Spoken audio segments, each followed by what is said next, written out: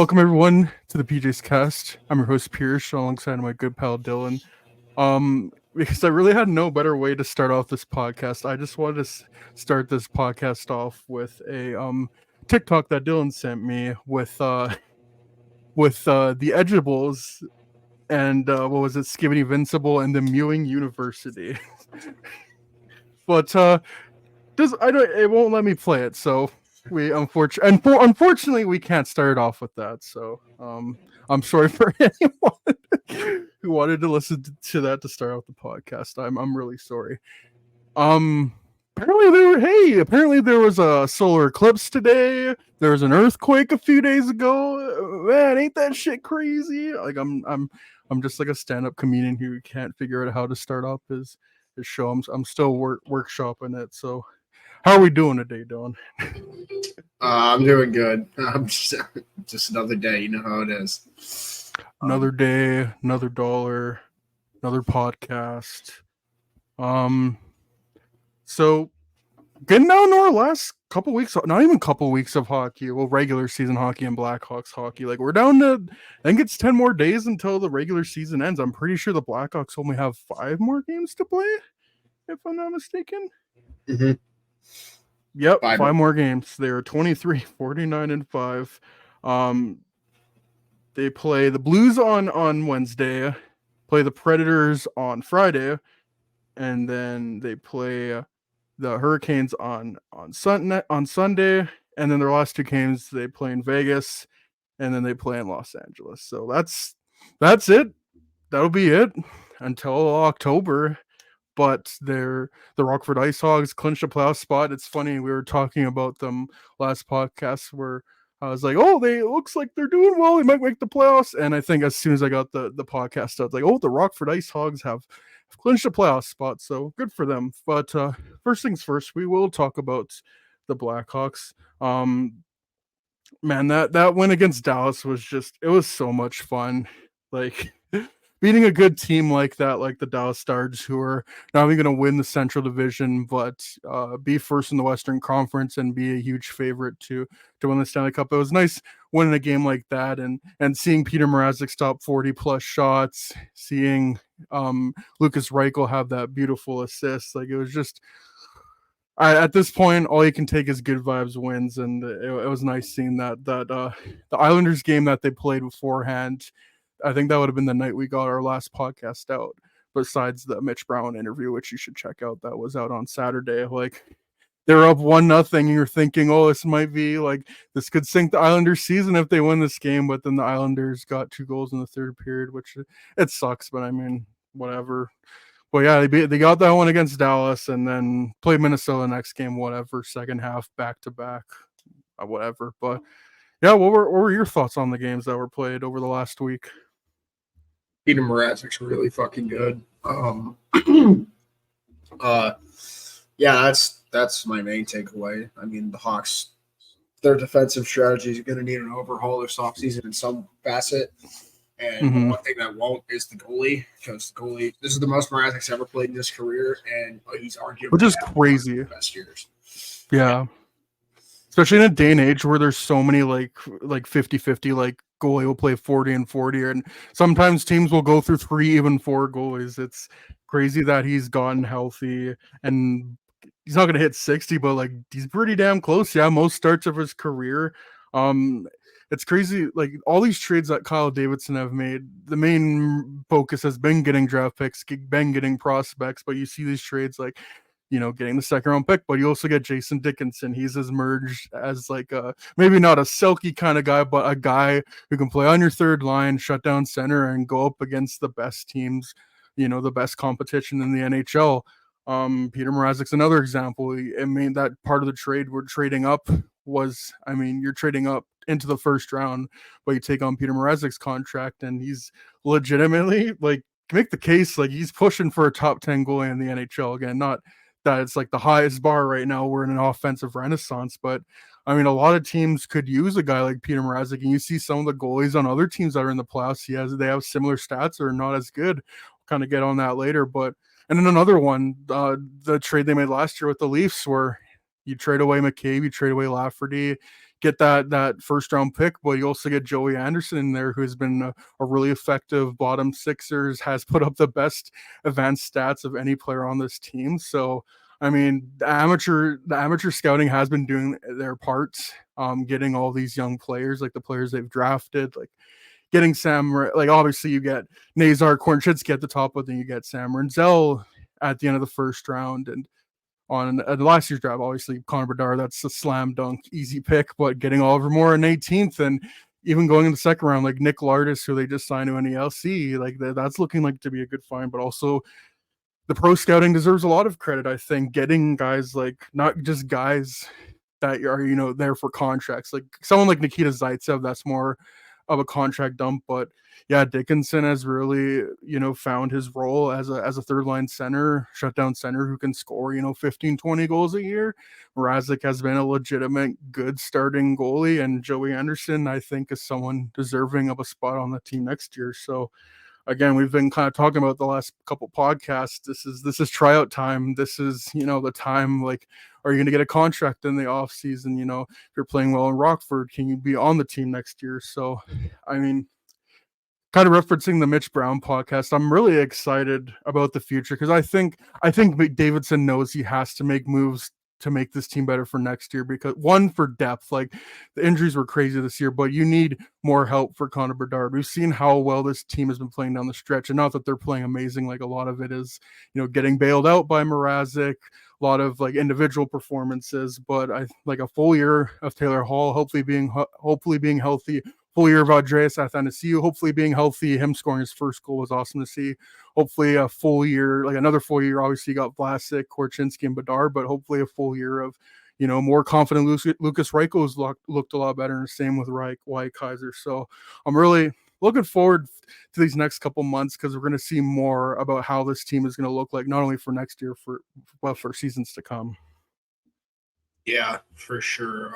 It's contract playing season. There's no doubt about that. Probably, what do we say, like 9 guys fighting for roster spots right now, minimum. Mm-hmm. Probably more. Yeah, that's good. You want that.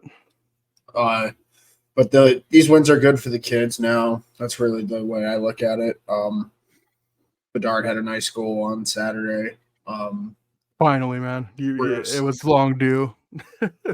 We're gonna see. I think we're gonna see more goals like that from him. I just don't think he realizes just how lethal his shot is in the NHL yet. Like when he's got the space, he's just got to take it at this point. And Seth Jones has been on a nice offensive stint as of late. Mm-hmm. I think he deserves a shout out. That Athanasiou almost won a year in between goals, which is crazy to think about. Yeah. Not to his power, because he was hurt 6 months or whatever, but yeah, it was a good game overall. The Wild games, whatever, the Islanders game is probably better in the long run if they lost that, but yeah, they're in the tail part of the year. Looks like top 4 pick is a given unless they crack off like 3 of their next 5. Don't think that's going to happen. But you know what? If they do, good for them. Yeah, it should be good, though. Should be good. I'm looking forward to what this offseason will entail. And give me a big offseason for just how Davidson views his team, because you can't have another year being a basement dweller, in my opinion. No. And it's so hard. Like, building like a Stanley Cup contender, the easiest thing is to tear it down to the studs. Like, and then it just, each process of building up, it gets harder and harder. Like, it's not easy to go from less than a 25 win team to a team, that's maybe getting 30, 35 wins. And then to go from there to be a playoff contender team, and more difficult. And then to be a team that's consistently a playoff contender to a Stanley Cup contender, that's the hardest step. So each step you go up, it's going to be more difficult to do. But I mean, again, with all the drafting, like the pro scouting, the players that they've gone after, like, you have to be promised. I just, they can't get themselves like locked up in any long-term contracts, nor that I think they will do. But yeah, this off season, I'm not saying they're going to trade. They're certainly not going to trade their top 5 pick that they're getting this year, but maybe like if a deal comes around, like that Tampa Bay pick. Maybe Tampa goes on another deep playoff run and the pick is in the 20s or whatever. And then you say, oh, maybe we can get a Trevor Zegras or whoever the hell else is on the free agent market, the trade market. They're obviously looking at that too. But I didn't think Taylor Hall was going to be available on the trade market and last off season. So really, you got to look at whatever teams are in a cap crunch and just see whatever top 6 player you can get that could help a play. But hell, even a defenseman as well, maybe both. So I am looking forward to the off season. I'm looking forward to these next couple months because we're gonna have the playoffs, gonna have the draft lottery, and then all the the talk of who are the Blackhawks gonna pick, and just hearing what all the players that Mitch Brown were talking about, not only in the top 5, but after that, hearing him talk about TJ Ginla being like a Brandon Hay. Oh man, that got me so fired up. If you didn't listen to that Mitch Brown interview, I strongly recommend you do. He knows his shit, and he's a Redditor too, just like us. I wanted to go back to Mrazek. I don't want to. Maybe playing a game isn't the best way to say it, but I'm going to go through some goalies that have the same save percentage of him or have a worse save percentage as him. So, Andre Mrazek, he's one of them. Yeah, you would be correct. So right now, as it stands, Peter Mrazek has a 301 goals against average and a 908 save percentage. And before we said we were going through an offensive renaissance in the NHL, especially these past few years. I think 10 years ago, having a 908 would be like having a 918 or potentially even more than that. So that's pretty good. Some goalies that have the save percentage of him, Alex Lyon on the Detroit Red Wings, Logan Thompson on Vegas. Here's some names here. UC Saros has a 908 save percentage. Sorokin has a 908 save percentage. Stuart Skinner has a 906 save percentage. Same with Jacob Markstrom. Jake Ottinger, 903 save percentage. And you said it before, yes, Andrei Vasilevsky, 900 save percentage.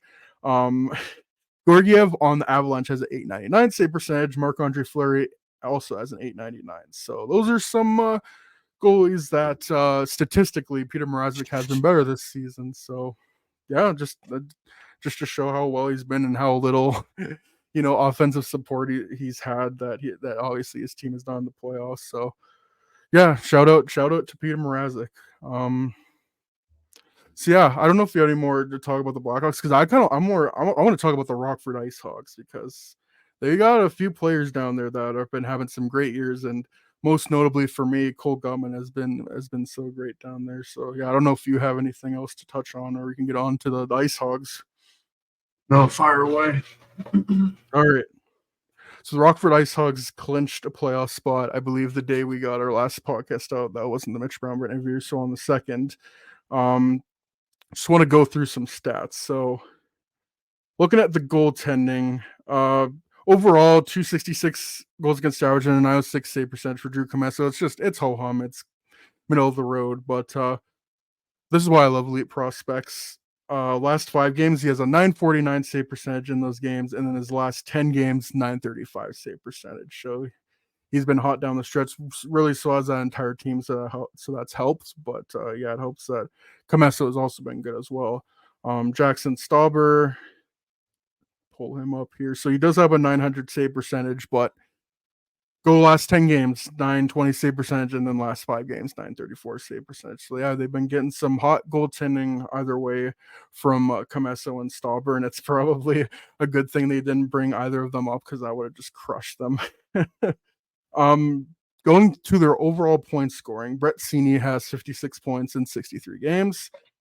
David Gust has 41 points in 56 games. Cole Gutman, 39 games played, has 40 points, and I'm pretty sure down the stretch he's been almost point per game. He's been goal per game and almost 2 points per game. It's been crazy, and I think he's definitely going to battle for a regular roster spot next year. Ethan Del Mastro, 36 points in 65 games. Now, not known for a player that's going to get a lot of points, especially as a defensive defenseman, but points aren't easy to get in the AHL. So shout out to Ethan Del Mastro for having that kind of year, and it sounds like he's been playing great defensively too. Mike Hartman has 20 goals in 57 games. Rem Pitlick, since being sent down to the Ice Hogs, has 26 points in 21 games. I think Ben Pope tweeted out that since he didn't play 30 games in the NHL, the condition for that pick they traded to Pittsburgh won't be met, so they get to keep their 7th round pick. Yeah, Colton Dockey's been kind of going through some injuries, 21 points in 41 games, and Joey Anderson only played 14 games down there, but 16 points. So yeah, I don't know who they play in the first round, but I don't. There's no way they would play Charlotte, would they? I don't even think they're in the same divisions. I don't think so. No, because I mean, how cool would that be if like somehow the Ice Hogs went to Charlotte and we could watch a Bojangles Coliseum? That'd be pretty friggin' epic, I think. Right. Yeah, for those who don't know, I don't think we said it on the podcast, but meeting up with our good friends Connor and MP. I don't think MP's been on the podcast, but I know Connor has. We're meeting up in Charlotte, North Carolina. We're to stay there for a few days. I think Connor has like a business trip, and he's going back to Alabama. Then I'm spending the night there, and then flying back to my residence of Edmonton, Alberta, Canada. So very much looking forward to that. Pretty sure the night we get there is the NFL draft, so that's gonna be fun. I suggested we should do like some kind of hot ones challenge while we watch the draft.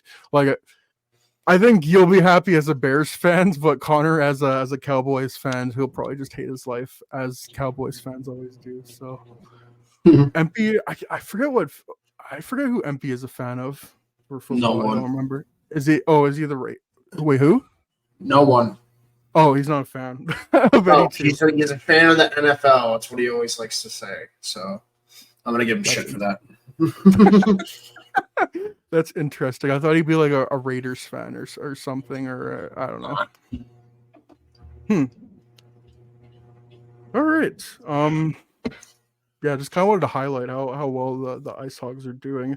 You can get back to talk about the Eastern Conference playoff race that has changed again since we last talked about it last week.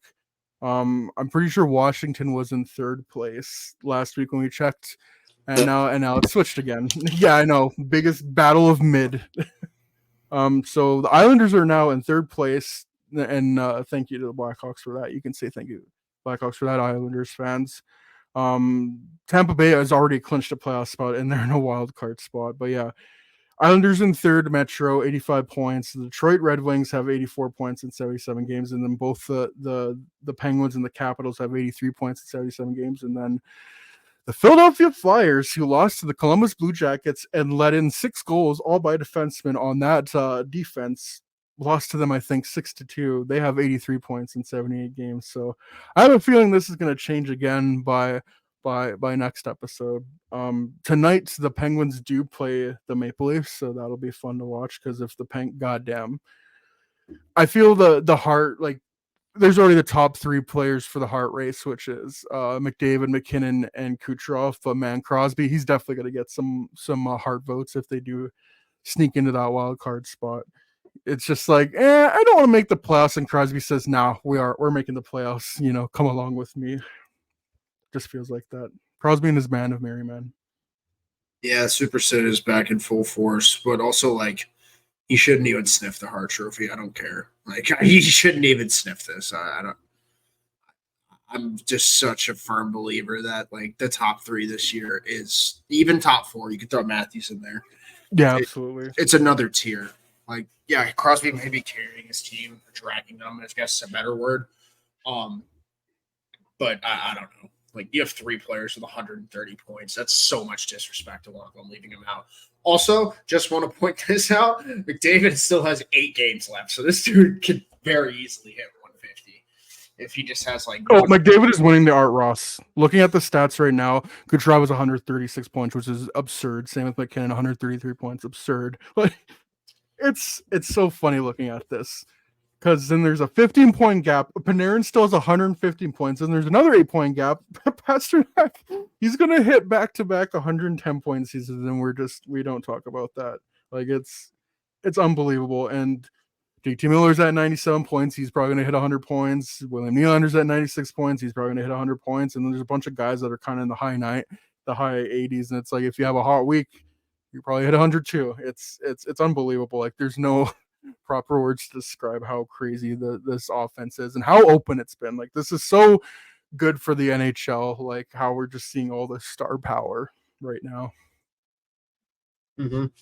Yeah, a great time for a casual fan to get into hockey because there's just so much star power, there's so much offense.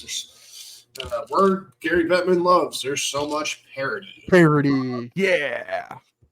Yeah, there is. That's pretty much the best way to describe, especially the Eastern Conference right now, as still very much wide open, and every game matters going forward. It'll be interesting to see how it ends up shaking out in the end. Obviously, Washington's hitting their end of their insanity run because Ovechkin's not scoring at a 60 clip. Who would have ever guessed that? The Islanders are going to get in with like 40 wins probably, and then there's a shot they might get in the play because they have 5 games left, so they have to win the remainder of their 5 games just to hit 40 wins. Yeah, they're not doing that. We need to change to a 3-2-1 point system. I'm so sick of this. Oh my god. Or very least go back 1 through 8. Like I think I said this before. In the part of like, oh, if you want to get your hockey, the best hockey in the first round, okay, I understand that. But realistically, should be 1 through 8. I hate the whole division thing. Like, just let rivalries naturally grow, regardless of division. Like, when we did 1 through 8 back in the early 2010s, the Blackhawks and Canucks in the playoffs every year, like for 3 years in a row, and they weren't in the same division, but they played each other in the second round one year. They played for 2 years in a row, and then they played each other in the first round. And every series was great, but it was never manufactured. It was never artificial. Like, those teams just happened to meet up and play each other and hate each other, and it was great hockey. And I think we got to go back to that. Again, it's nice seeing, these like, it's nice to see all these great series being played in the first round, but man, it would be nice if like we could see a conference finals that was actually fun to watch, and the Stanley Cup Finals where it's like the best of the best going at it. And it is hockey; it's a sport where rarely do you get the best 2 teams in the Cup final. I think I was reading this the last time the 1 seed from each conference faced each other in the Stanley Cup final was 2001 when Colorado, New Jersey faced off. So it's rare that happens, but. And again, it's the thing of hockey. Like, a team like Florida can just make the playoffs last year and then go on a insanity run to the Cup final. That's what makes it fun. I would like it like if you had that 1 year, but then there's 1 year where the 2 Titans just face off in the Cup final. But yeah, I'd go 1 through 8. I don't know if 1 through 16 would ever work or be logistical, but man, 1 through 8, and never sounds like they're going to switch back to that. If anything, they're going to expand it. So, god damn it. Yeah, and like. Yeah. Boston's going to win the division with 15 overtime losses. Like, I don't know, man. What happened to the game I love? That's all I'm going to say. Can't wait to love this game when it's like done, when it's complete. Yeah. Or just what Steve Dangle always says. Yeah, I can't wait. Yeah, exactly. I don't even remember the saying, but I know exactly what you're talking about. Best sport, worst league. What else is new? 100%.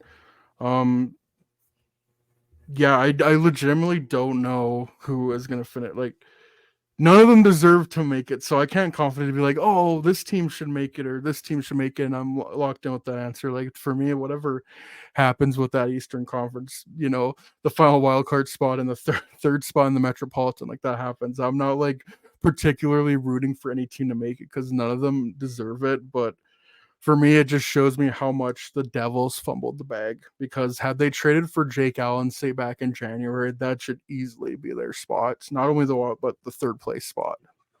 Yeah, I agree. They're Same just with Buffalo.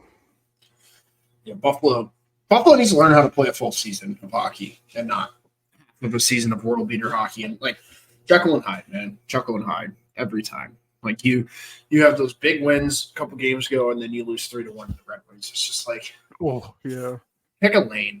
You know what I mean? Pick a lane. And that goes for a lot of teams in the East right now. Like, because here's the reality. Like, hold on, let me pull up a 1 through 32 just to be sure I'm not bullshitting. Yeah, so like the Devils in theory, or like the Sabres in theory, could win first. Like, the Flyers could get first overall in theory. And could make the playoffs. Is this the parody Gary Bettman wants? Because it sure as hell isn't the parody I want. Like, I don't know. It's each their own, but like close, like, races down the stretch, but this is this is the definition of dragging it out, in my opinion. And you know what the funniest part is? St. Louis gets dogged on, and they're better than all the teams competing for that final wild card. Yeah. Final the East, or final 2 spots for that matter.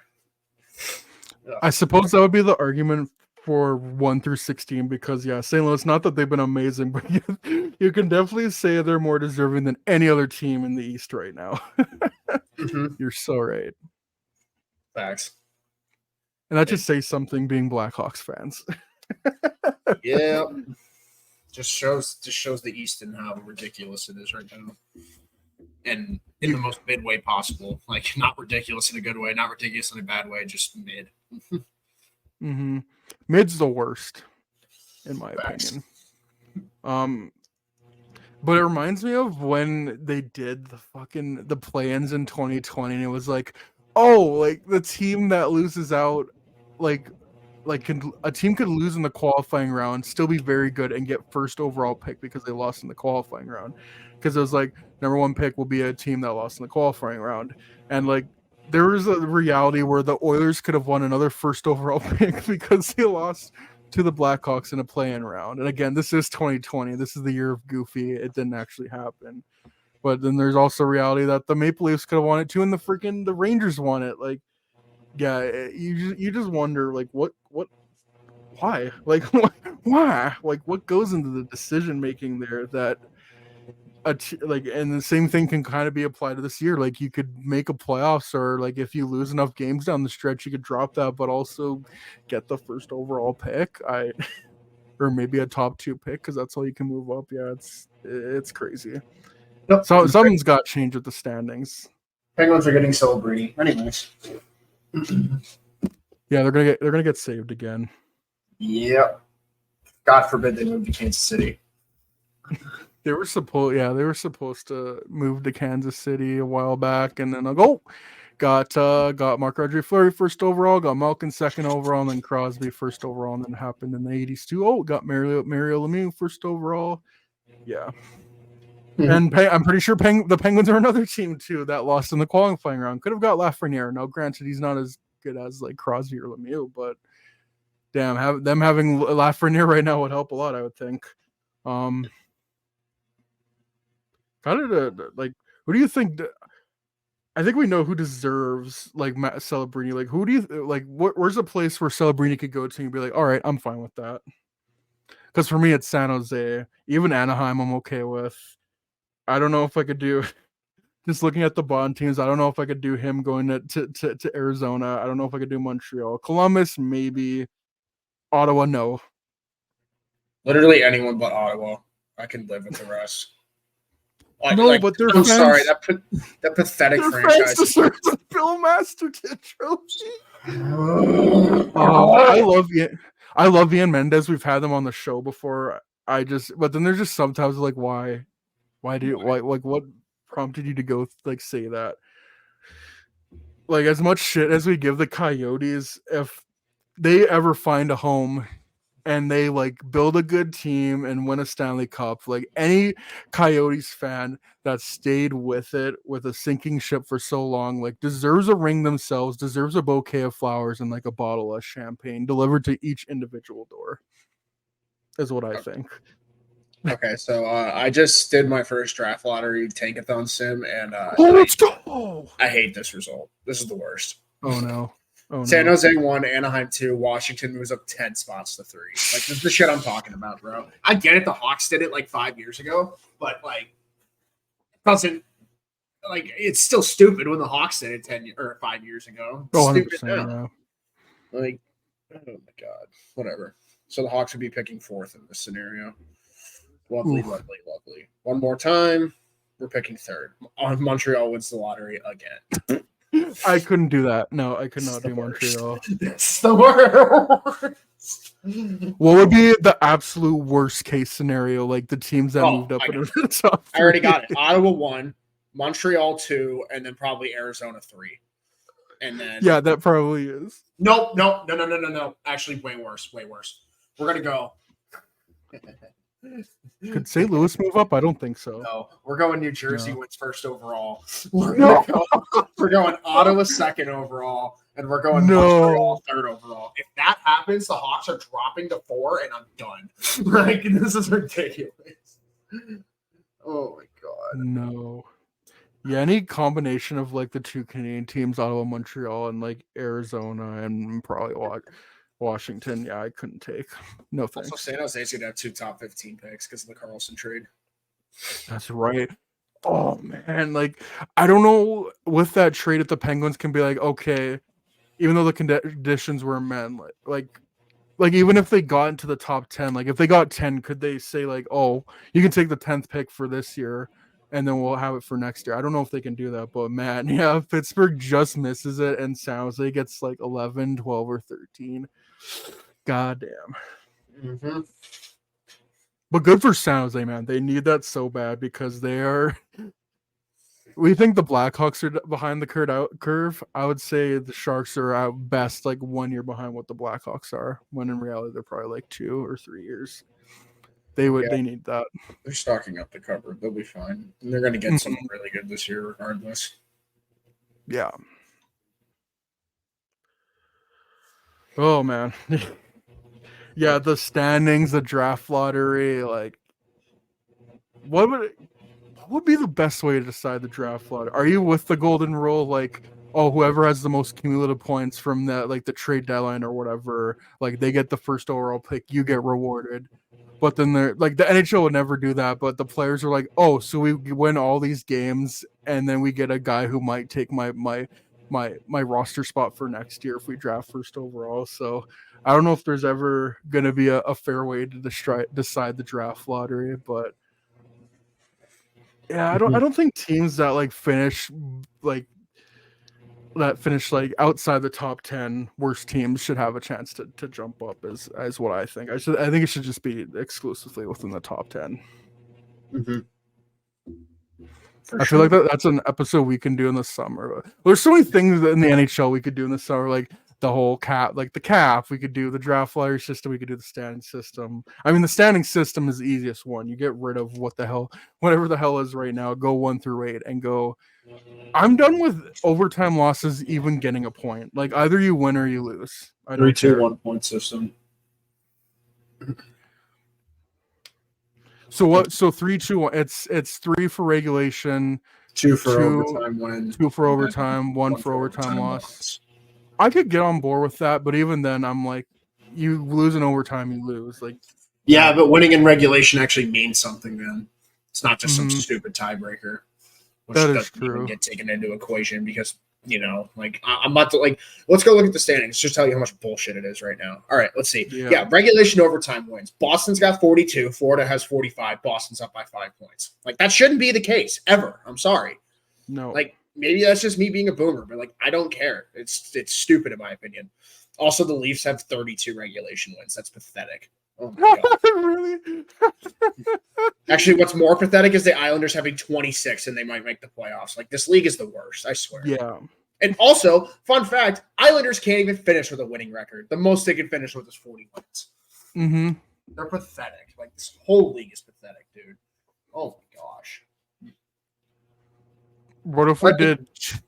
Sorry. What if we did like 2 points for regulation win, 1 for overtime, and then 0 if you just lose?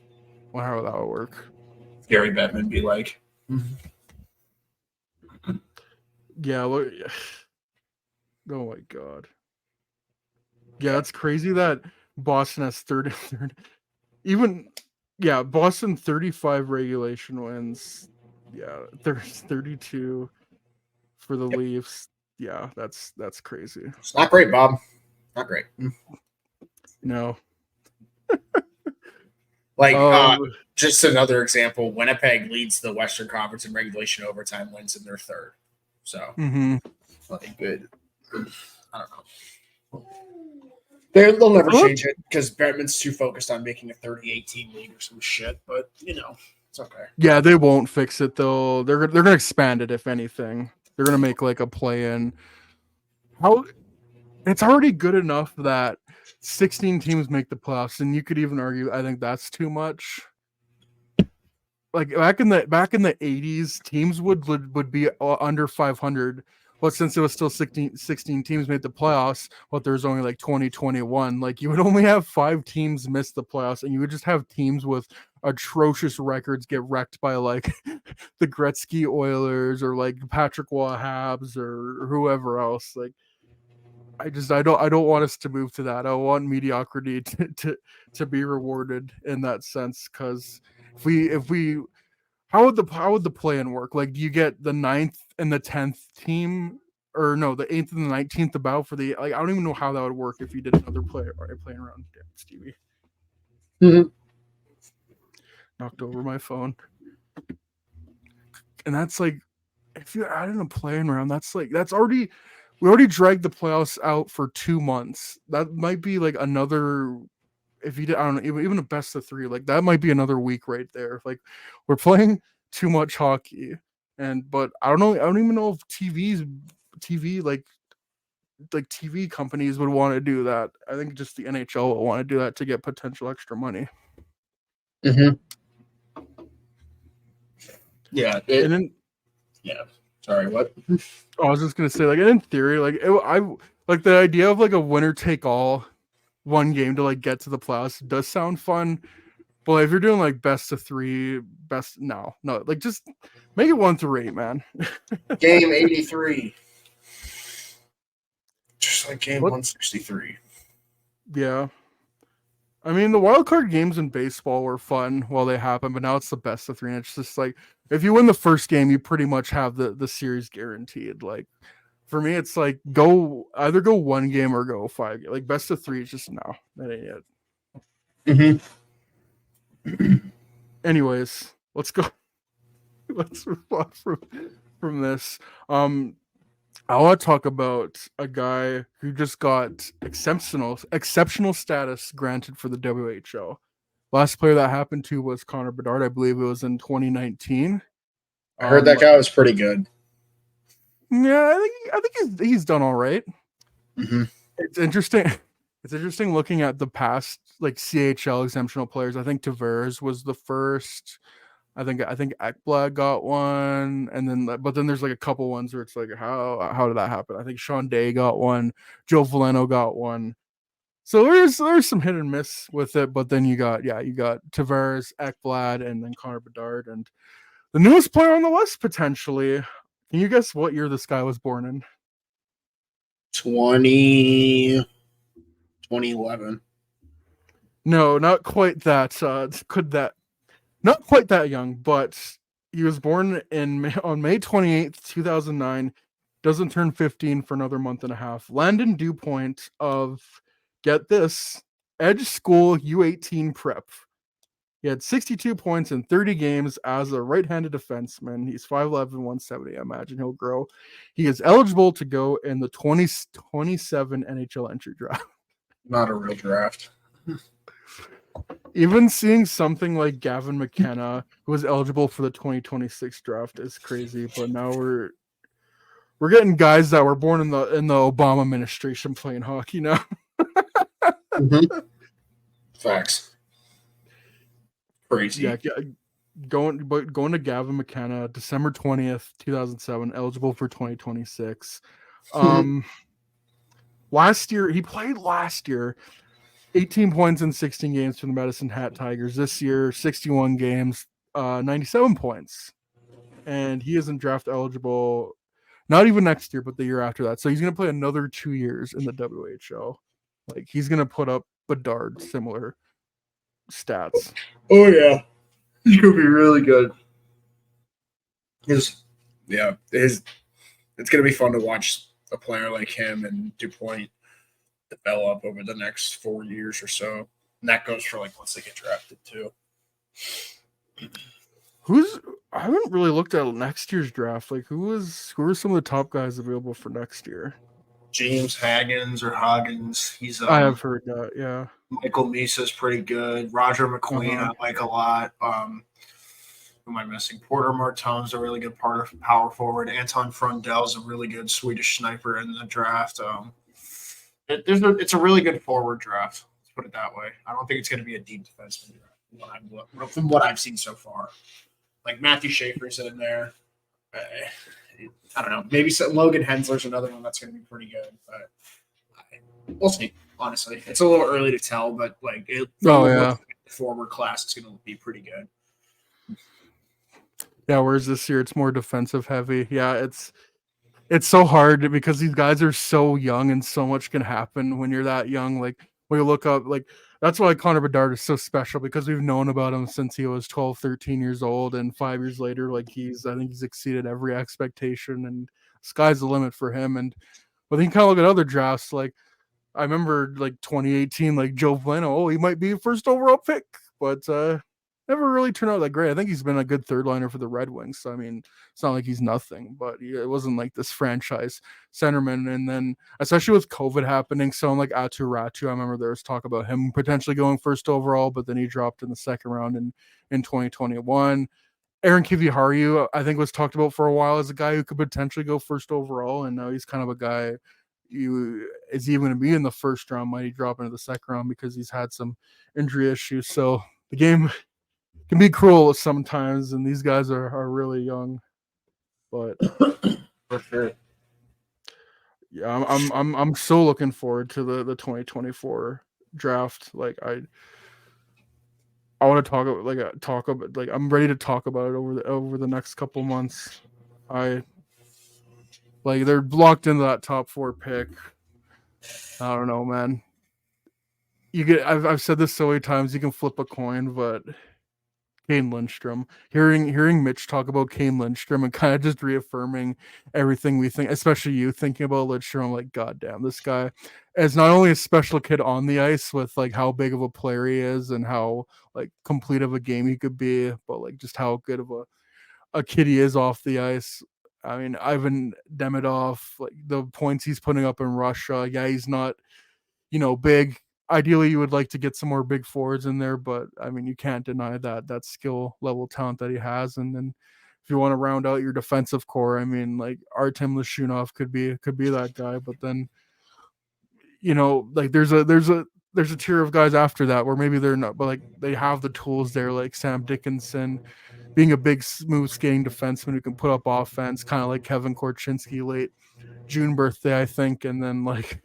And seeing what the Blackhawks have done in the organization with guys like Alex Vlasic, Ethan Del Mastro, what they could potentially do with a guy like Anton Silyev, like that's enticing as well. But maybe like if they drop to number 5, like if someone like TJ Ginla, like they really like him, and I could see them doing that just because of the pace he plays with, like Mitch Brown calling him Brandon Hagel-esque. God damn, that got me fired up. If you could get Brandon Hagel is so skilled as well. Like if you could get anything similar to Brandon Hagel with a guy like TJ Ginla, you put him with Bedard. Like goddamn, I'm really looking forward to the class, and there's still a lot of defensemen that could drop too. Like, do they maybe get like a Carter? I don't think they'll get Yakimchuk, but like maybe they get an Adam Yurchek with the Tampa pick, especially since he's injured. Maybe they look at Aaron Kiviharu. Yeah, I'm looking forward to dive into more of the prospects, especially in the later round, because I don't know much outside the top 10, admittedly. Yeah, it's going to be a good draft to look over the next couple months leading up to June for sure. Who's some guys for you? Like, have you? I don't know how much more you've done than me. I haven't really done much. Like, who's some guys that stick out for you that could potentially be, like with that Tampa pick or maybe an early second round pick? Andrew Bash is one that comes to mind. I think I told you earlier, Ryder Ritchie's the guy that I think has Kyle Davidson written all over him. Speedy, skilled, can play wing and center. Like it's kind of like the player he's always looking for. There's one more player who's slipping my mind right now. Mitch mentioned Justin Poirier. I'm a big fan of his game as well. He's just a little small, but he does all the right things. So I feel like that could be a guy Davidson could be all over because he can skate like the wind. There's a couple guys in this draft that I think really do have some tremendous upside. And it's going to be one of those drafts where, like, they might not pick who you want with the Tampa pick, but, like, they're going to hit on one of those day 2 picks. You know what I mean? Mm-hmm. So I'm excited for sure. Another one that I think could be, like, I still think Salayev is intriguing just because of how Richardson and them like to get their defensemen. Like, I think that'd be something they'd be all over in theory. But I also look at guys like where I got my list pulled up. Where is it? Maxime Massey, I think, could be a player. 6'2", big bodied winger from the Q. I think that's something they could look at. I like Tanner Howe as well, obviously. Kind of got the not saving grace from Mitch Brown, but and I think one more just for the jokes. EJ Emery, I think, is also one that's extremely interesting. 6'3" right-hand defenseman out of the U.S. development program. Like, I think that's a guy that they could pick in their round 2, and it'd be money. 6'3" right-handed defenseman. Yeah, that sounds like something they would like to pick, like as a project pick. Oh yeah, out of the U.S. development program. Also, last guy won the draft, John Mustard. John Mustard, I love that. Yeah. You gotta say your list if you have one, because I gotta start looking over. I gotta start familiarizing myself with these names, because like again, I know the top 10, but outside that, I know a few, but not so much. Mm-hmm. Like, I think we have a pretty good, like, we could find it, like, narrow it down quite well who they would pick with their first pick and then the Tampa pick. But yeah, the second round is where it can definitely get interesting, because there's guys that can fall. There's guys you never heard of that could rise up potentially. I mean, when you get past like pick 20, like, all bets are off. Anyone can go anywhere. I think pick 5's where all bets are off this year. I'm so serious. Like, I think the top 4, even, you know what? I'll even go crazier. I think pick 1's the only pick that's solidified. I think someone could go way off the board starting pick 2. Like, Salayev could be there, pick 2. I could see someone taking Sam Dickinson top 3. Hell, I could even see Zane Parrott going top 5. I could see Cole Eiserman dropping the Tampa pick, which would be awesome. Like, if Cole Eiserman's there, the pick, just take him. Like, I don't care. Yeah. Like, just have 2 nasty goal scorers on the power play forever. This draft could just go so many different directions, honestly. And it really just depends on how these organizations value certain aspects of prospects, because I think there's a lot of skill with the defense. I think Mitch Brown said it best. There's a lot of toolsy players in this draft. Yeah, we've definitely seen that some GMs like to gravitate towards that more than others. So I'm very curious to see how this draft stacks out, starting with pick 2, because I think pick 1's a lock. Celebrini's going to go number 1, barring like. I don't even know what can make Celebrini not go 1 at this point. He's done everything. Nothing. So yeah, like, he could get injured and he's still going first overall. Like, there's no debate there, I don't think. Facts. Yeah, even last year we had a pretty good idea of who was gonna go where. Like, I think last year it mostly went to like as planned, like as most of the rankings would suggest. Like, even like Carlson going over Fantilli wasn't that big of a surprise. But yeah, this year we don't really know. And again, it's like, I'm thinking number 2. If Arizona, like, at number 2, they probably wouldn't pick Silyayev, because Arizona, like, they've already picked someone like Simashev, so they would probably go for forward, I think. But maybe another team would be comfortable with picking Silyayev at number 2. Like, again, we really don't know. We never really know till the draft day, but usually, like, once the draft lottery puts all the teams into place, and kind of just looking at past draft history, and then obviously some teams are a lot more, I wouldn't say open, but like, you hear within the organization, oh, they really like this guy, but then there's just some organizations that are so tight-lipped, and you never know where it's going to go. Usually, like Steve Yzerman in Detroit.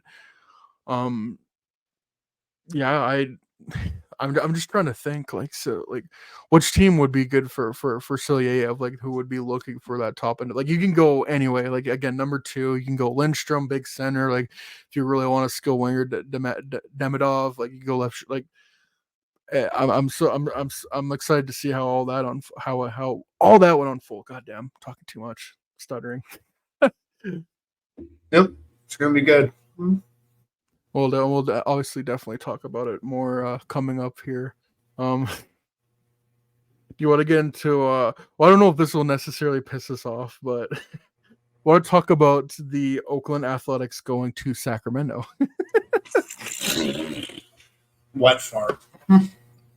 Yeah. I think there is some similarities between what's happening with the Athletics and the Coyotes. Main difference being is the Coyotes are trying to stay in Arizona, whereas the Athletics, they've already moved. Like, they're trying to get out of Oakland, and they've succeeded, but alienated an entire fan base. And from the sounds of it, Vegas, they're trying to go to Vegas. They're trying to have a ballpark built by, I think, 2028. And Vegas fans don't even want them. I'm pretty sure their government, like their mayor and government there, doesn't even want them, because I don't know much about like how the Raiders have been working in Vegas, but I think with the Golden Knights, like, that's Vegas's own. They started from the ground up there. They won a Stanley Cup. Like the Golden Knights are forever rooted in Vegas, and people in Vegas love the Golden Knights. I don't know what like how the Raiders have been doing in Vegas, but I think they want their own expansion team if they were to get a baseball team and even a basketball team. Like the Las Vegas Aces are even doing good, like being a WNBA team that wasn't relocated. But again, like, I think they were the first pro sports team there, and they've done well too. So it's no one no one, like, Vegas doesn't want the Athletic, doesn't want the Athletics. Like, Oakland does want the Athletics. They just want their owner to sell them, but the owner won't sell. He thinks he can go to Vegas and make a bunch of money, but if he continues to keep doing what he's doing and not fielding a team, trading away all your good players for nothing, and even trading even the few decent players you have on your team, sending them down to the minors, AAA or whatever, like, why would you as a fan in Vegas be excited for that at all? Like, it's pretty much gonna be the same thing. So I think the best case would have been for, I think, the owner, John Fisher is his name, to sell, but that's not going to happen. So instead, this will be their last season in Oakland. They're going to Sacramento. I was looking up how big their baseball stadium is, and I believe it was 10,000 people. Now, for reference, Edmonton does have a ballpark. I think it was built in the 90s. It's 9,200 people, so you might as well have moved the Athletics to Edmonton, and you probably would have gotten the same, like, turnout. Like, it's Mickey Mouse shit. I don't know how, as the owners, you would allow that to happen. I just, Oh, I man, know. They don't give a shit. That's why. yeah, It's a giant boys club, and the guy who is a part of the Gap family doesn't want to pay for a baseball team. Like, ugh, the sport is just the worst, honestly. They're willing to eat more dead money for 5 years to move to Vegas and potentially do well. Keep in mind, Vegas by then will probably be oversaturated as all hell.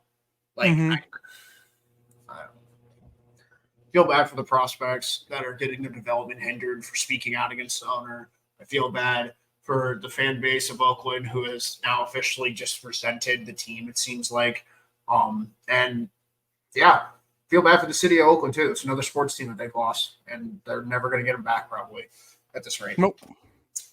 And sure, maybe Sacramento fucking shows out and they figure something out, but I just don't see that happening. And if I have to see one more California team do this or West Coast team, I'm going to get effing mad.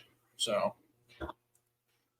because this is like when the Chargers played at a soccer field. This is like Arizona playing in a barn. Like, I'm over it, dude. I'm over billionaires acting like they are working paycheck to paycheck. Like, give me a break. Yeah, like, you can make the argument, oh, it's cute they did it for one season. Like, I mean, even remember in the COVID year when the Blue Jays had to play in Dunedin. I think they played up in Buffalo. I mean, that's cool. Like, you played a few games there, but you're going back to your home well, that's the thing, you actually have a fucking stadium to play, and once COVID restrictions were loosened, you can go back and you don't have to worry about that again. Like, Arizona, it would have been, I think it would have been a lot more clear story. Oh, you played in Mullet Arena for 1 year, but hey, we got this arena going for us next year. But it's like, the more you drag it on, it's not cute anymore. And then staying in Sacramento, I'm pretty sure it's 3 years. Like, it might be 4. No, because it would be 2025, 26, 26. Yeah, 3 years. It's still too long. Like, if it was like, okay, we got the arena, it just needs 1 more year. We moved to Sacramento 1 year. Cool, I guess. We go to Vegas, but the owner is a piece of shit. Like, how are you gonna make money doing that? Like, I don't get it. I don't get it. But then you also said they're billionaires, so it makes also complete sense. They're not like us. Yeah. Because the Athletics have been in Oakland. They've been in Oakland since I think the late 60s. Like that's over half a century. Like this is a team that won, like I think they've won many World Series, gone to many World Series, and like as of recent, as recent as a few years ago, they were a team that were competitive and made the wild card. But yeah, past couple of years they've just we don't want to stay in Oakland, so we're gonna trade away any good player we have left for nothing, and like not have any prospects, and then any player that happens to play good, we're just gonna put them down to AAA, like, and they're not gonna be on our main roster. It's awful. Mm-hmm. Yeah, the fucking team's dead to me. I don't want to talk about them anymore. Like, I just hope the prospects that actually have any remote value get out of there, so they save their career, not be on part of a laughing stock. Yeah, well, we won't end off on this. I wanted to. We were gonna have Reagan on, and she's been watching a lot of WWE. So I want to hand the floor to you to talk about the WWE, because I know there was. I'm such a noob to this. Like when we're in Charlotte, you gotta show me some WWE of old. But I just want to hear your thoughts on what happened this weekend. I give the floor to you now. Cody Rhodes finished the story. It's fucking awesome. Probably one of the first full WrestleMania under Triple H's control, and I think there was maybe one bad match on the entire 2-day card. Top notch all the way around. Every world title match bang, Intercontinental title match bang, United States title match was great, tag team title ladder match was great. Every tag team match that was done was amazing. The main event was everything you wanted it to be and then some. It had you at the edge of your seat for an hour, which is exactly what I thought it was going to be. Had me paced around my apartment at one point. Like, that's what it's all about, dude. That's what it's all about. And it's the end of a generational reign, 1,300 days. Like, that'll never be forgotten. And it's insane, dude. It's insane. Like, it's a new generation for WWE. They're taking an even greater leap forward than they've already taken. I think they have their next 6 pay-per-views. 5 of them are global. So, like, they're going to France, they're going to Berlin, they're going to Jeddah, they're going to Toronto. Like, they're going to be everywhere. Scotland, I think, is another one. It's going to be a very interesting time. They strapped The Rock into the perfect guy to do it, because Cody Rhodes is this generation's John Cena. He's this generation's Stone Cold Steve Austin. They found their baby face, because that's the thing WWE is always looking for. They're always looking for their Hulk Hogan. They're looking for that guy that's going to put asses in the seats, that's going to make every kid want to watch. Yeah. And there's only been 5 of them in the company's history, and Cody's one of them. So it's a pretty special group to be a part of, and to knock off the 4th longest reigning champion ever, longest champion of the modern era by a country mile. It's a moment that will never be forgotten, that's for sure. And it's a moment that could have very easily been messed up along the way. But if anything, was amplified just by the humility of people like The Rock, noticing that I can't just shoehorn myself into the situation. Like, I have to reassess and do something different. And he did, to his respect. Like, when he was back in wrestling 10 years ago, he phoned it in completely. Like, you could tell. Like, Cena even called him out for reading promos off his wrist. Like, and you could see the Sharpie on his hand. Like, it's a real thing. That wasn't the case this time. Like, where the hell were these acting chops from The Rock the last 5 years? Like, this dude's been on, I think someone said it best, this dude's been on cruise control for the last decade, and he hit like a midlife crisis. And he came out on the other side looking way better than I ever thought. Like, if you would have told me that Cody and The Rock were the 2 biggest pieces going into the rematch of Cody versus Roman, I wouldn't have believed you. And now it sets up Cody versus Rock going forward. You could have that main event SummerSlam. It could be amazing. You could have that main event one of the Saudi shows. I really don't care. I need to see it regardless. And The Rock did a 45-minute tag team match, didn't tear anything, which was my biggest concern, because last time he wrestled, he tore his hamstring 5 minutes into the match. God damn. Like, props to him and his training. Like, I don't know, man. Roman was in the best shape of his life, which is usually not the case for a guy who's going to drop the belt. Like, that's it. It ended up like building to the suspense. Also, it's good stuff, man. It's good stuff all around. I'm going to show you the trilogy of what you need to watch for Cody. It starts with Hell in a Cell 2022. Then it's WrestleMania 39, and then it's WrestleMania 40. Those are the 3 matches I'm going to show you. Or I guess 3.5, because technically this is a tag match with The Rock, but like, we can watch parts of that.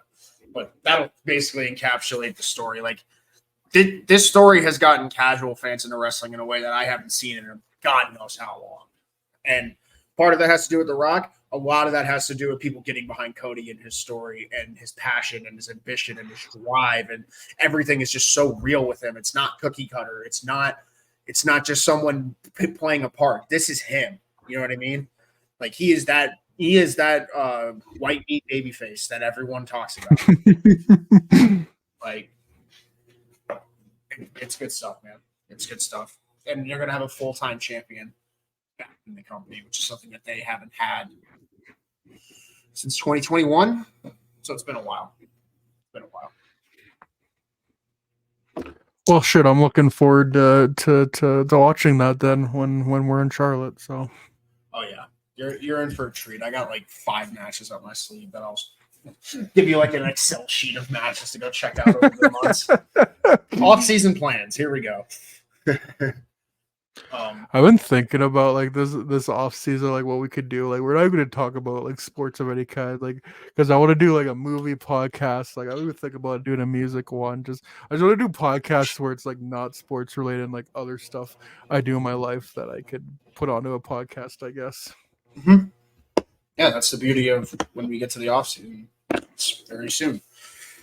Mm-hmm. I mean, playoffs, but like playoffs you can talk about for like a little bit.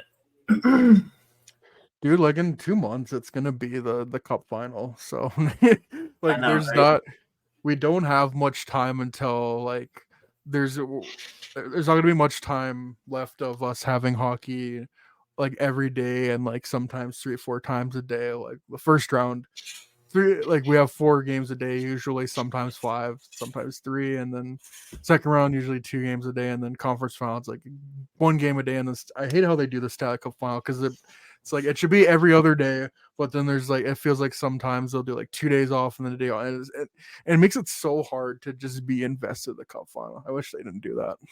Mm-hmm. For sure. But yeah, we've gone ad nauseum of how the scheduling in the NHL sucks. Like, it needs to be, I think, a lot more compact. Well, maybe not crazy compact, but like, again, start the season in October and the season in May. But apparently, TV sponsors want it to go later. I don't know why, but they're different. They're different than us. Those rich fellows. Thanks. All right, I think we can wrap the podcast up here. I don't know if you have any closing thoughts, or we can wrap this sucker up. No, that's about it. That's about her. Well, our next episode on Friday will be our 4-year anniversary of this podcast. God damn, I can't believe that. That is crazy. Let's go.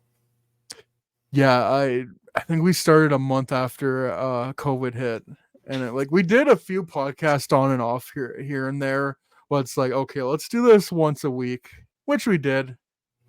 And I remember all the guests we had on the first, like, it's crazy to me looking back sometimes, like, God damn, we had those guests on. Like, oh yeah, that's what happens in 4 years. Like, I remember that interview we had with Florence Schelling. I'm like, oh god damn, we did that. We got to interview a Olympic medalist and a woman who was a GM of a men's hockey team. Like, it's been a pleasure doing this. Like, there's been some times where we don't upload a podcast for a week, but this is not our job. Like, sometimes you get busy, but whenever I do record, I always have a damn good time. So we'll try to make the Friday show special. We'll read some Reddit stories, but yeah, we'll wrap it up here right now.